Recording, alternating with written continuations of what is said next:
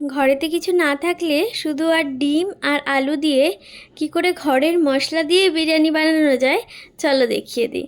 এইটা কিন্তু মামুনি প্রায়ই বানায়। যখন কিছু বানানোর থাকে না তখন এই রকম বানায়।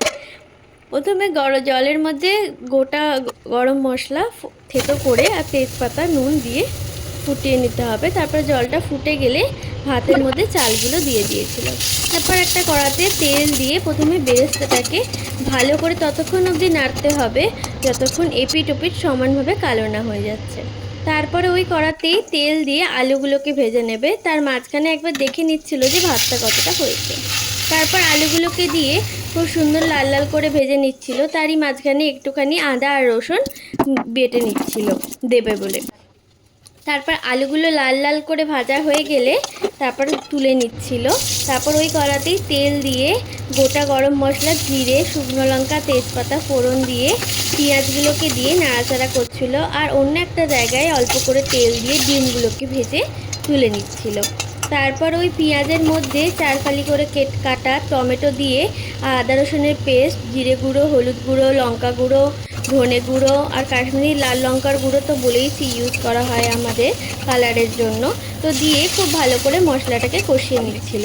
আবার মশলাটা কষে গেলে তার মধ্যে জল দিয়ে ভেজে রাখা ওই আলুগুলোকে তুলে কিছুক্ষণ চাপা দিয়ে রেখে দিচ্ছিল আলুগুলোকে সেদ্ধ হওয়ার জন্য। তারপরে ভেজে রাখা ডিমগুলোকে দিয়ে ওই বিরিয়ানি মশলা, যেটা আমি তোমাদের সাথে পরে এই বিরিয়ানি মশলার রেসিপিটা শেয়ার করে দেবো, এটা বাড়িতে তৈরি বিরিয়ানি মশলা যেটা তৈরি করাই থাকে বাড়িতে, তো এটা দিয়ে ভালো করে নেড়েচেড়ে ধনেপাতা ছড়িয়ে নামিয়ে নিয়েছিল। তারপর হাঁড়িটাতে দমে বসানোর জন্য প্রথমে হাঁড়িটার গায়ে ভালো করে ঘি মাখিয়ে নিচ্ছিল।